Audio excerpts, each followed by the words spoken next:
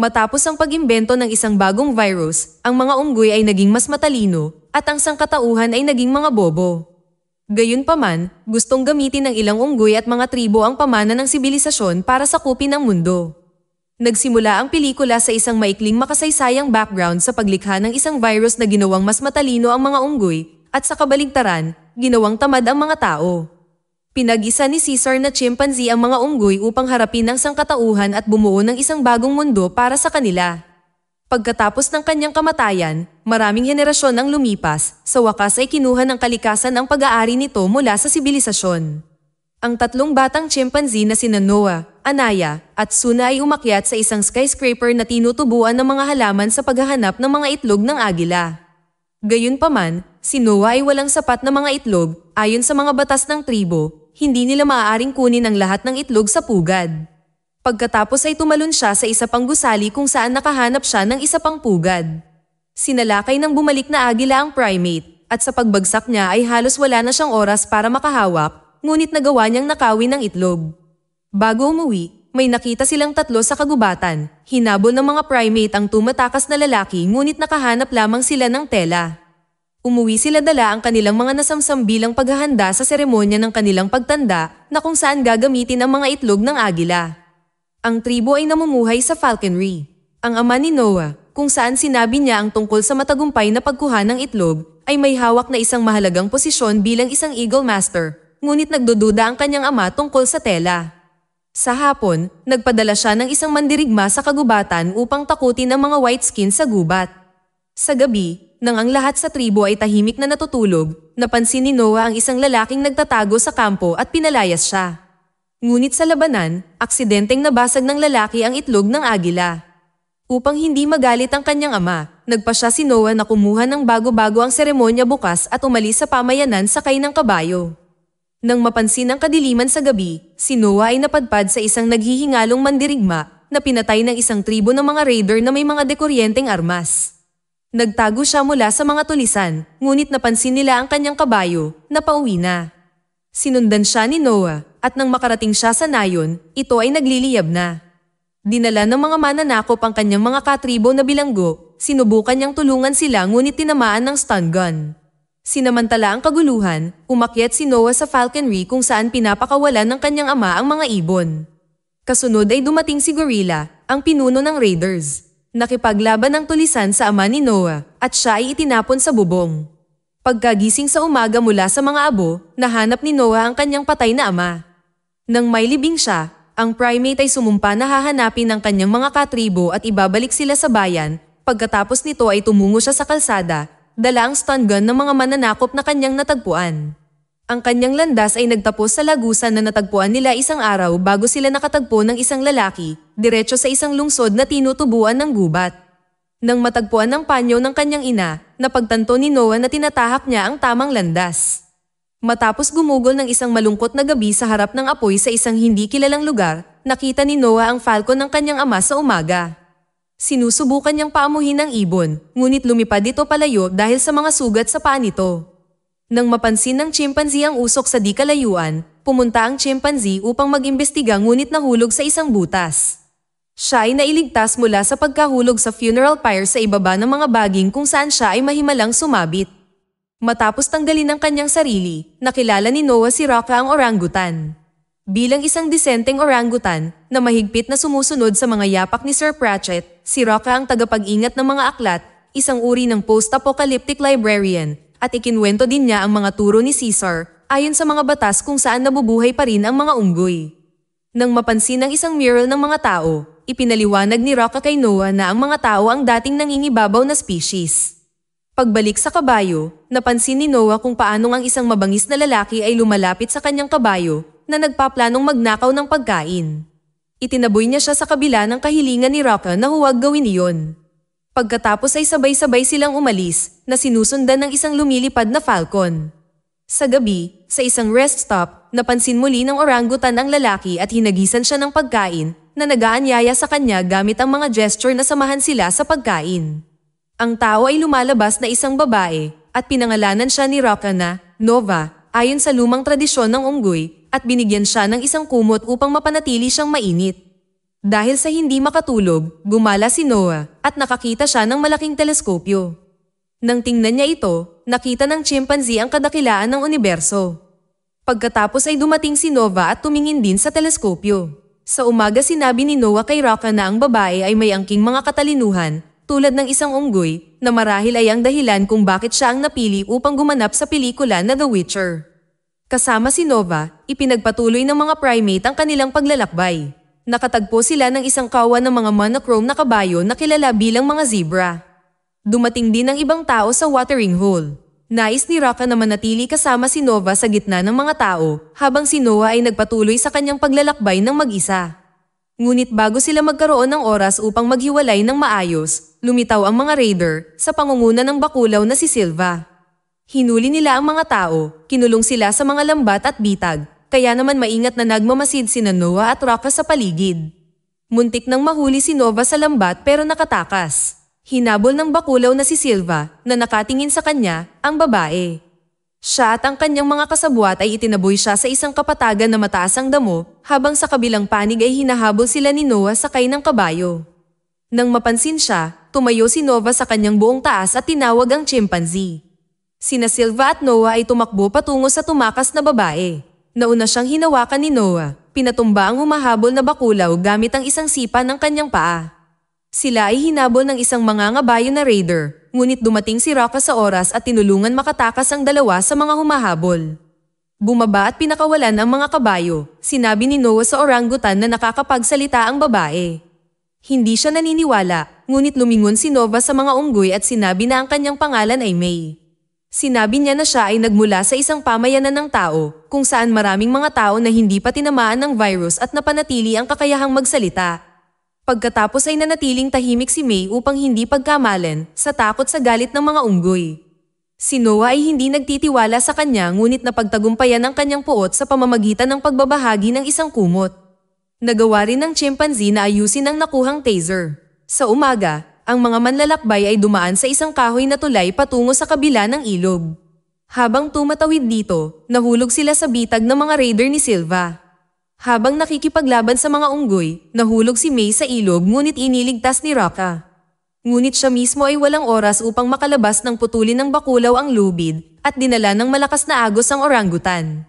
Dinala ng mga raiders ang mga bihag na sina Noah at May sa baybayin ng karagatan patungo sa mga nabubulok na katawan ng mga higanteng barko. Sa loob ng isang naturang nakabich na barko ay ang hangganan ng isang pamayanan ng unggoy.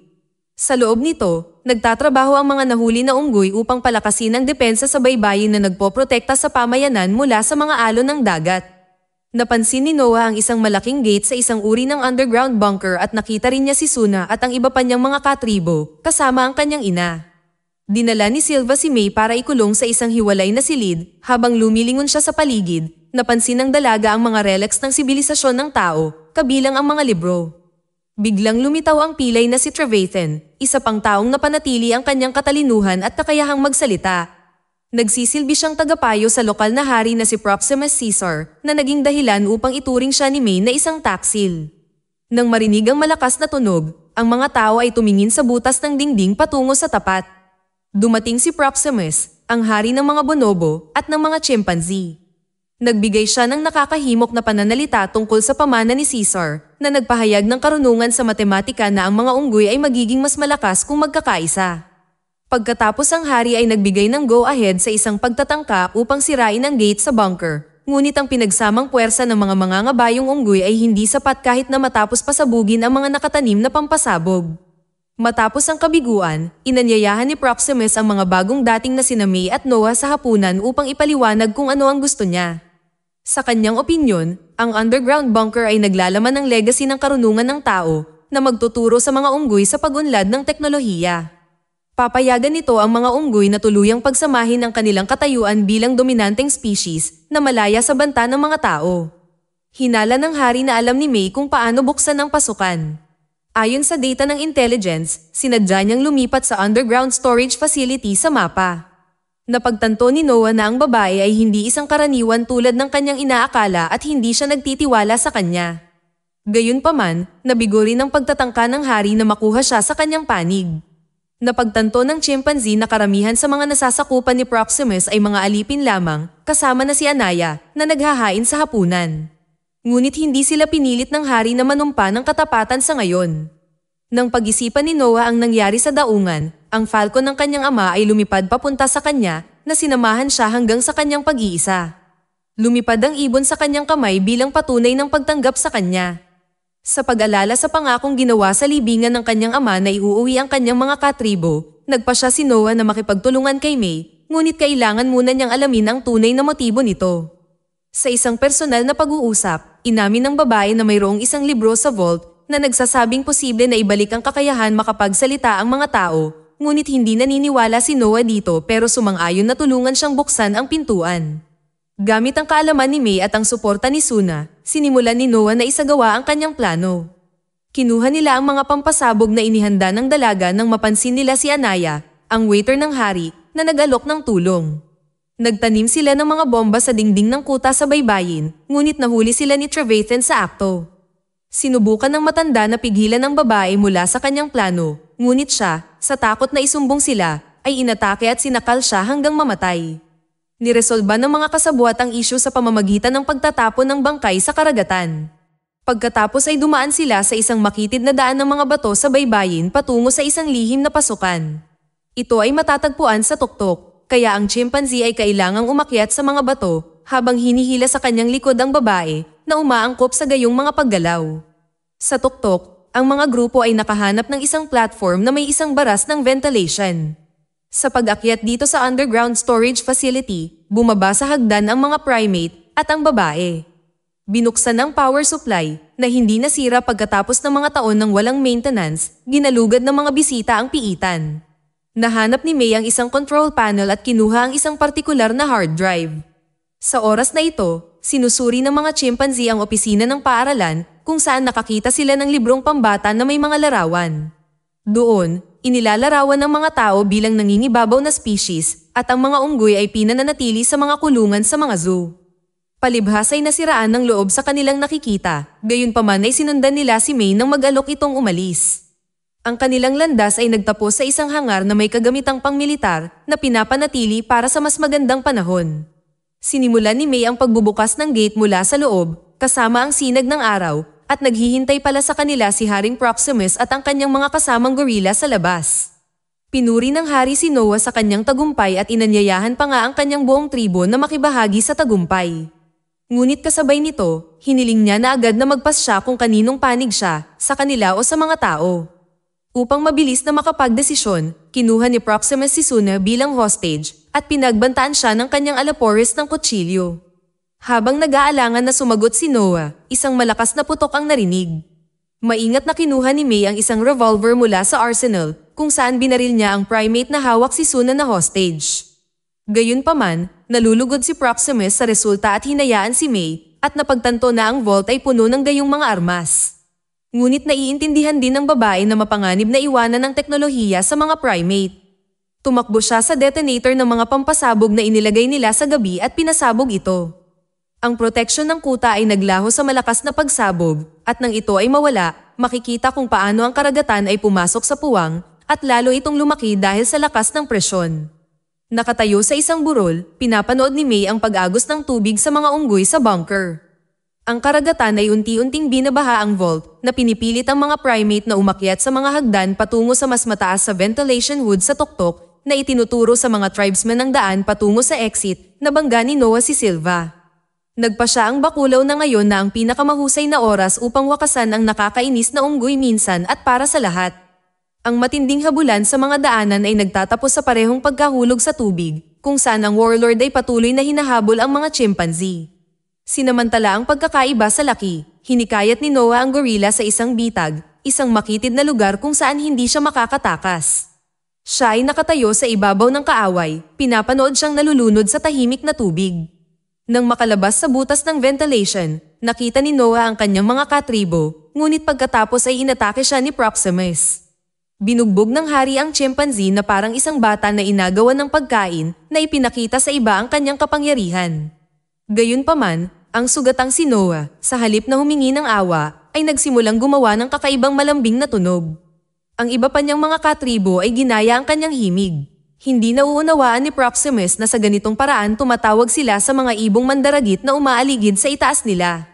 Nagkaroon ng kahalagahan ang pagiging falconry ng tribo sa loob ng maraming taon. Inatake ng mababangis na mandaragit na panghimpapawid ang hari, itinulak siya mula sa isang bangin patungo sa mabulan na karagatan. Pag-uwi, muling itinayo ng tribo ang pamayanan. Isang araw, napansin ni Noah si May sa di kalayuan. Siya ay dumating upang magpaalam, bagaman hindi na siya pinagkakatiwalaan ni Noah, tulad ng iba pang mga tao na nangangarap na mangibabaw sa buong mundo tulad ng dati. Gayunpaman, hindi rin siya naniniwala sa kanya at may hawak na revolver sa likuran niya kung sakali. Gayunpaman, bilang regalo ng pamamaalam, binigyan ni Noah si May ng medalya ni Caesar, na naniniwala sa mga mithiin ni Caesar at sa mapayapang pagsasama-sama ng mga tao at unggoy. Si Noah at Suna ay pumunta upang tumingin sa teleskopyo. Sa oras na ito, bumalik si May sa isang bunker ng militar na nasa ilalim ng quarantine. Binigyan niya ang kontak ng isang hard drive na nakuha mula sa isang underground storage facility. Ito pala ay isang encryption key para sa mga space satellite. Salamat sa kanya, ang isang base ng mga tao sa kabilang panig ng mundo na hindi nawalan ng katalinuhan ay muling nakapagtatag ng komunikasyon at makapag-coordinate ng kanilang mga aksyon.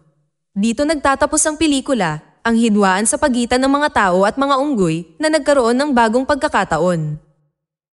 Dito na nagtatapos ang kwento. Kung nagustuhan mo ito, huwag mahihiyang pindutin ang like button at kung hindi mo ito nagustuhan, pindutin ang dislike button ng 2 beses para lang makasigurado.